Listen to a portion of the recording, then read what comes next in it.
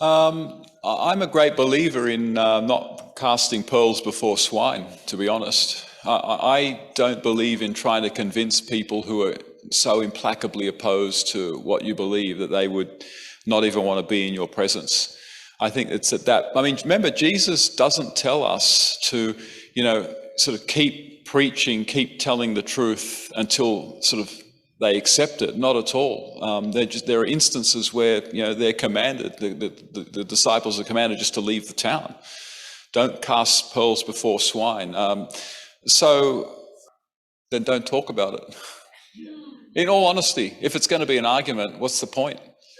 Yeah. In fact, someone actually asked me that very thing today. A young woman asked me, and she said, how do I debate with my friends? And I sort of said, well, I don't know that you want to debate with your friends. You might want to express your opinions around your friends, and sometimes that's enough.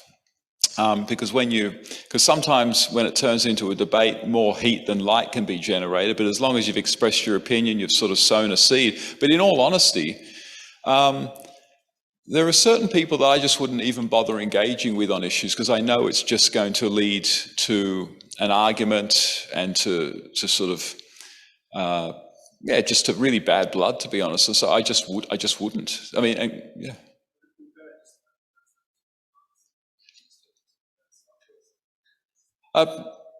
Well, look, not everyone's going to agree with you. And to be honest, I mean, if it is the case that if you brought up your views on it, it's immediately going to turn into an argument. There just doesn't seem all that much point in raising it. But now this is something else. Let me be honest. If they want to talk about it, then if you want, raise your views, and if that turns into an argument, fine. But there's a difference between them bringing it up and you bringing it up. And if they bring it up, and you think that what they're saying is quite flawed or quite misinformed or something, I actually wouldn't hesitate to jump in and not be sort of argumentative, but sort of voice your particular opinion. And if that sort of turns into an argument, then sort of it turns into an argument. Now, if they're the kind of people that always love talking about that kind of stuff, and then I don't know, maybe the key is try to avoid them. The Trump thing, boy, that was some 4 years, Trump, and this Roe versus Wade thing. But Canberra's also a very strange place. It's not really representative of Australia. It is its own bubble, and I don't really envy any Christian who sort of lives and works in Canberra. I have to say that'd be pretty tough. Exactly. Well, that's the thing. I mean, I think it's sort of the highest per capita earning in Australia. It actually may even be that Washington DC in America is the same. But they're populated by organisation people. They're populated by people who are part of bureaucracies, and bureaucracies can really.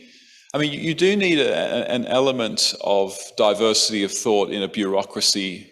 But bureaucracies by their nature do require a fair bit of conformity, regimentation, people thinking the same way. And when you've got a whole city where a lot of the people have only ever worked in those kinds of bureaucracies, well, sorry? Well, I mean, Canberra, from what I can understand, correct me if I'm wrong, basically had incredibly high incredibly high voluntary vaccination rates, therefore not requiring mandates. I mean, that kind of says it all. It's like, government says jump, okay, how high?